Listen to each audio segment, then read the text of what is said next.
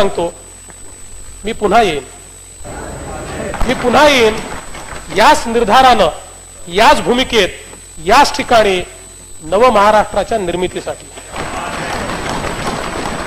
मी पुन्हा येईन गावांना जलयुक्त करण्यासाठी, शहरांचा चेहरा बदलण्यासाठी, माझ्या महाराष्ट्राला दुष्काळमुक्त करण्यासाठी, नव महाराष्ट्राच्या निर्मितीसाठी.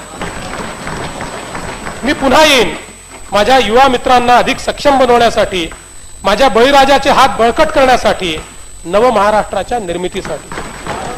मी पुन्हा येईन याच निर्धारानं, याच भूमिकेत, याच ठिकाणी प्रत्येक व्यक्तीची साथ घेत, त्याचा हात हातात घेत, माझ्या महाराष्ट्राला एक नवीन रूप देण्यासाठी, नव महाराष्ट्राच्या निर्मितीसाठी मी पुन्हा येईन.